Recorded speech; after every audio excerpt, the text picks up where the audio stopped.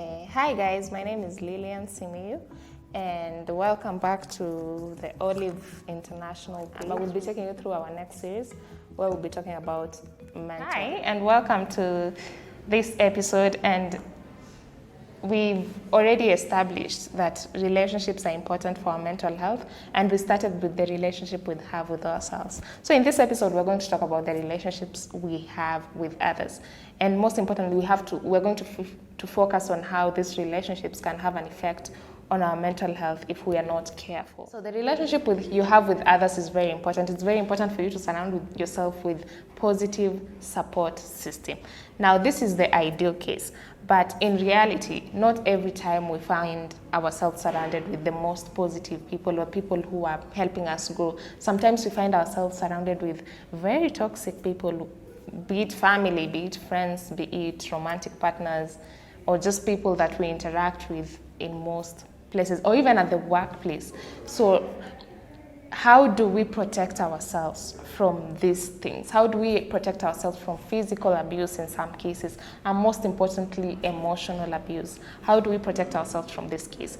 And the one thing that I want to talk about that people really don't know, or most people haven't established that is important, is boundaries. And having boundaries with people is very important because it helps you to protect your energy. It helps you protect yourself from any toxic behavior that could come from people. So what are boundaries? Boundaries is basically just you setting limits or telling people this is the far I go. Like this kind of behavior I will not accept. Like for example, if your pet peeve is time, like if you're meant to go somewhere with someone at a certain time and they come late, like it's important for them to note that time is important for you and they should be able to respect your time. So boundaries is basically the process of determining what behavior you will accept and what you will not accept from people. So this can sound as a very selfish thing to do, but in the end, if you allow these things to affect you, it affects your productivity, it affects how you live your life. So it's important for you to have boundaries because that's sometimes the only way people would respect you.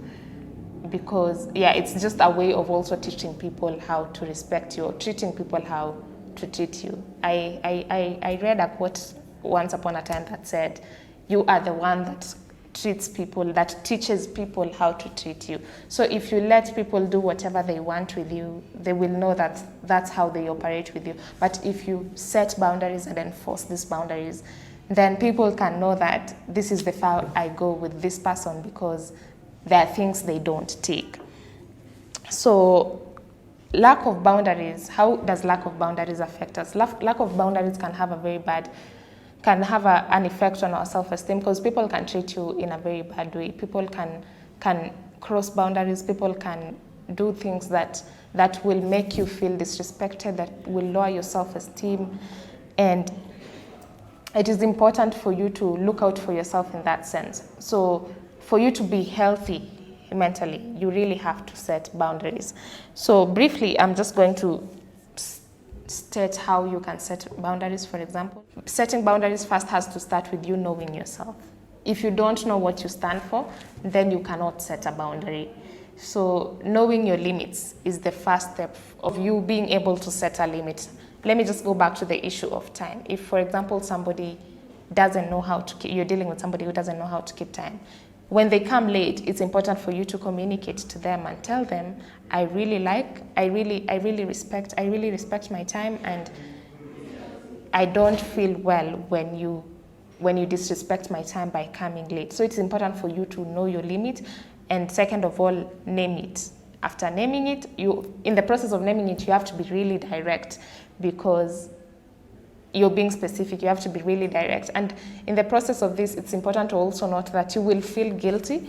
You will feel guilty as you do this because people don't take it very well when you call them out on their behavior. So you will feel guilty, but just understand that in the long run, you're helping yourself and you're also helping the other person to be better. And be assertive as you're also enforcing, as you're also stating your boundary, and during this process, be assertive as well. and start small. It's not easy. It's not an easy venture to be in. It's not easy to tell someone that what you did pissed me off. It's definitely not easy. But the small things that you will do, if you're not able to communicate to them directly, you can do it via text, you can send someone, as long as you're making progress. Because some of these things we have to learn. Not every one of us has been born being able to confront people in that manner. So as I end, I think what I'm just saying in this episode, that we need to really try and learn to enforce boundaries, because if we don't enforce them, it causes people to disrespect us, and that can have a very bad mental health effect on us. It can really cause stress, it can cause anxiety, it can have an effect on your self-esteem, and most importantly, it makes us be in toxic relationships or toxic friendships, which we don't need. So with that said, I think that's it for this episode. I will see you in the next episode. Thank you.